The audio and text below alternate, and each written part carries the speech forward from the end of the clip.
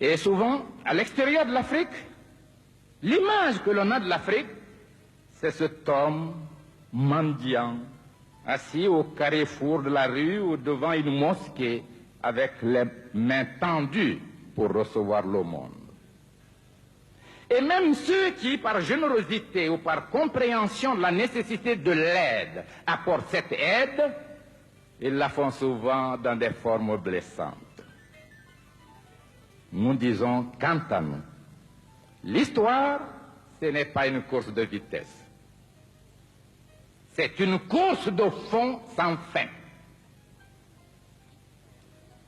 Pour valoriser l'existence de l'homme, il faut nécessairement avoir une conscience historique, et une conscience sociale, et une conscience politique, et une conscience économique, et une conscience culturelle, et une conscience humaine en un mot. Ce n'est pas le degré de richesse ou de pauvreté qui servirait chez les hommes intelligents à sa classification, mais c'est ce qu'il aura représenté sur l'échelon universel de la pensée universelle. C'est cela qui se confondra avec lui.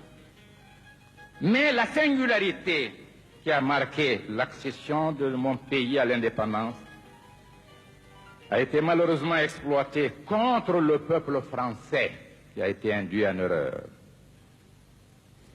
Parmi ceux qui sont là, beaucoup sont venus avec générosité. De ce monsieur Sékou Touré, on en a longtemps parlé. Je ne le connais pas, je voudrais le voir. Qu'est-ce que c'est? Beaucoup sont venus en répondant à votre invitation. Et beaucoup se posent la question, quel est cet homme? Je voudrais vous mettre à l'aise. Cet homme est un fils de la Guinée. Cet homme est un être simple qui a commencé la vie à 17 ans, qui n'a bénéficié que de l'enseignement primaire. Cet homme a été brimé tout jeune.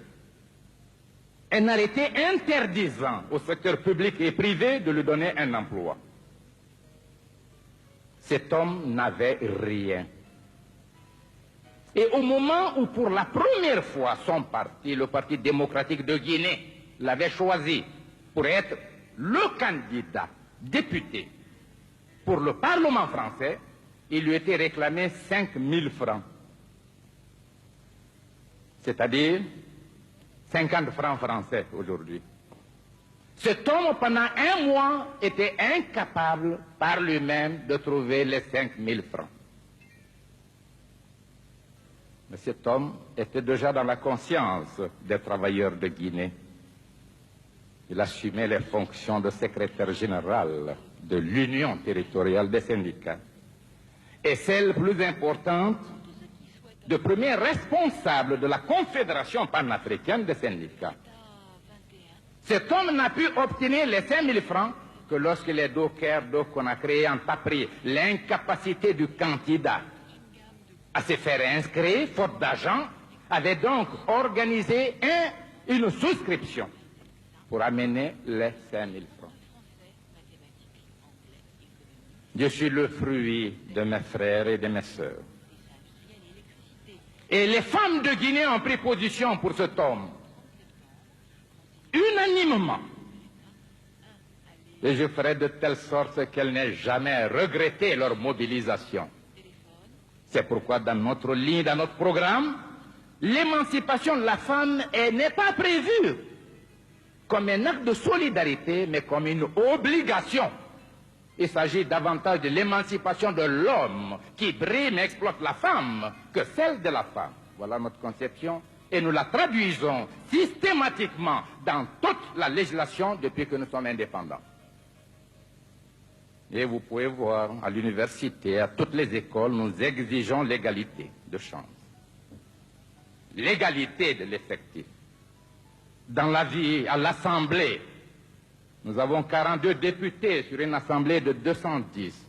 Dans le gouvernement, dans tous les appareils de direction. Cet homme aussi a été soutenu par les jeunes parce qu'il avait dirigé le mouvement de la jeunesse. Mais cet homme était esclave d'une tradition familiale. Mes deux grands-parents ont assumé un rôle de premier plan. Nous qui parlons de démocratie populaire, nous provenons de la féodalité. Car mes deux grands-parents ont été chefs, empereurs. Les deux sont morts en exil. L'un à Madagascar, l'autre au Gabon. Mais la Guinée verra l'avènement de la démocratie, l'avènement même du style révolutionnaire grâce à notre groupe. Et ce sont des options sincères. Cet homme donc n'a aucune haine à l'égard de qui que ce soit. Et, monsieur le maire, je vous donnerai, tiré des archives, quelques extraits des discours tenus lorsque le général de Gaulle, président de la République française, était venu à Conakry. Nous avons tout fait, mais l'incompréhension était totale.